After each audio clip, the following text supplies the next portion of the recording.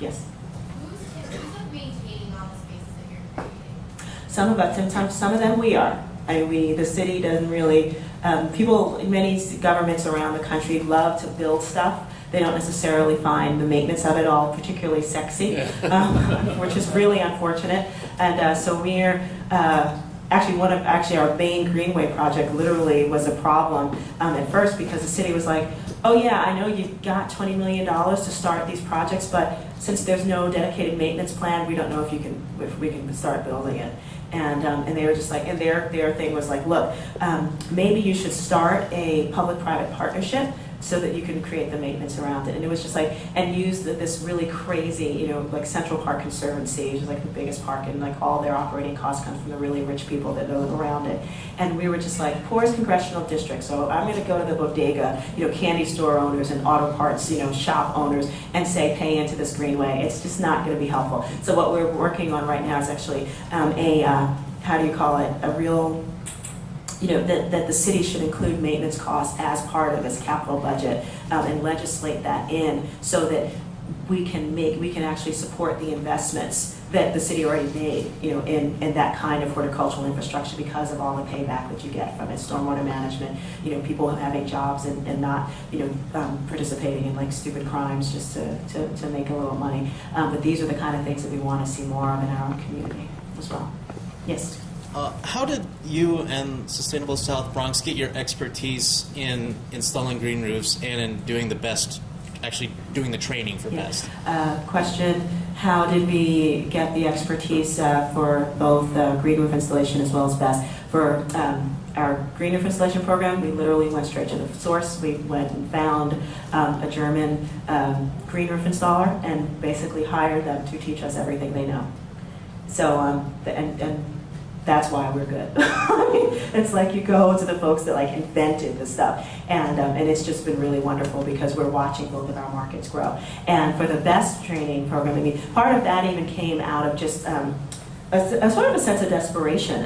As we were working to restore the Bronx River, we realized that people kept that the city would import people to do that work, and we were like, Juan and Joe on the corner don't have jobs. We can train people to do this stuff. And literally, again, hired someone to do curriculum development, got an initial grant from our congressman, which was really helpful to start. And just acquired that knowledge and really brought in people. And it was a real exciting project. In particular, we got a lot of folks from various universities who were just excited about passing on this information to a group of really hungry minds that wanted to be a part of it. So yeah, we work with University of Medicine and Dentistry, University of New Jersey of Medicine and Dentistry on our brownfield installation program, State of New York, Maritime College on a bunch of the wetland restoration stuff, and a slew of other folks like that. It's really cool.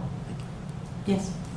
Oh wait, I should ask somebody else. I'm sorry. We'll come back to you. Go ahead. New person. So with the kind of positive impact you guys are making in the community right now, have you thought about maybe spreading your influence to other parts of the city or even other cities? Yep.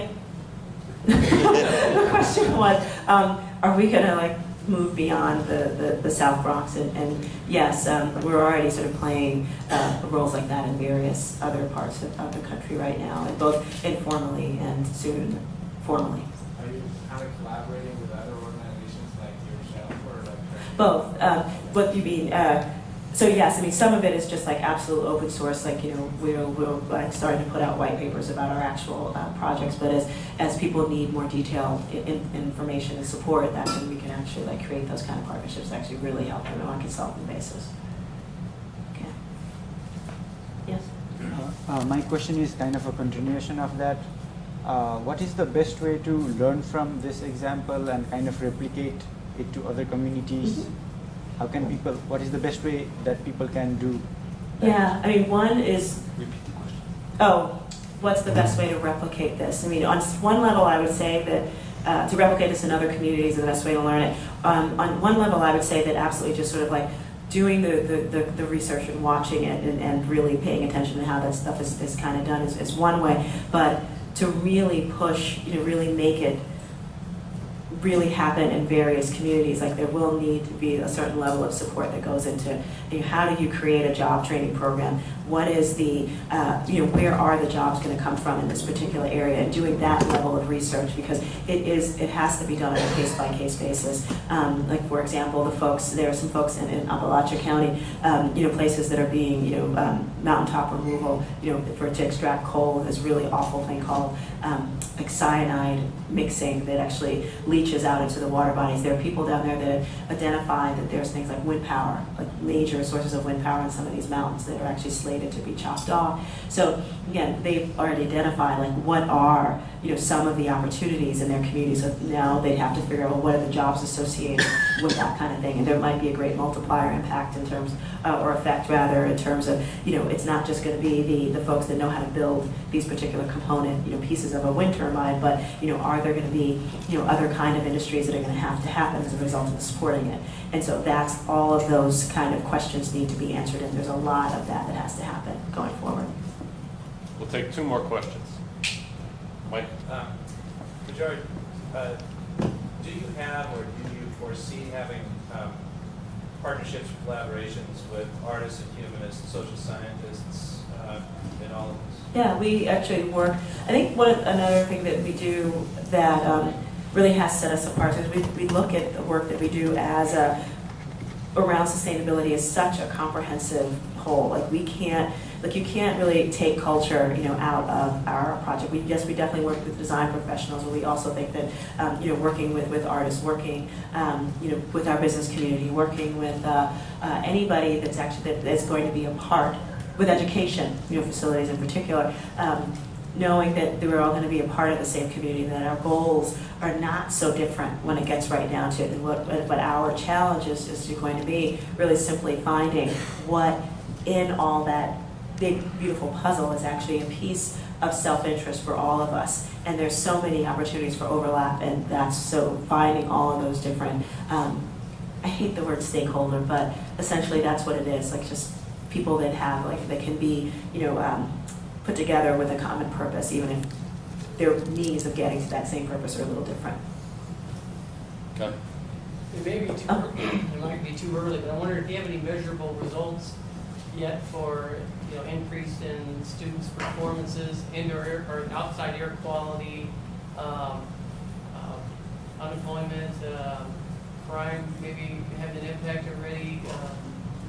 Yeah. Obesity, diabetes. We don't have the kind of longitudinal study, around air quality and or even obesity. That's just like a long-term study that we're just not going to do. What we do have right now, is the impact that it's had on things like recidivism rates, for folks that have gone through our programs. Again, many of the folks, just because our recidivism rate right now in New York City is between 60 and 70%.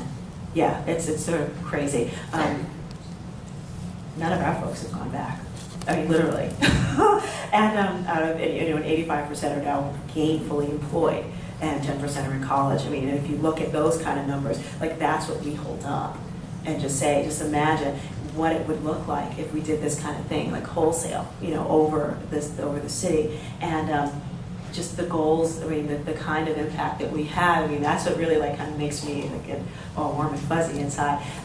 Just the whole idea that we can change people's lives like that, so that they're not drains on the system, but they're part of something greater than even any of these guys thought they would be. Yeah. I feel that this is so inspiring to learn about these transformative experiences. Thank you so much for coming. Please join me in thanking Majora Carter.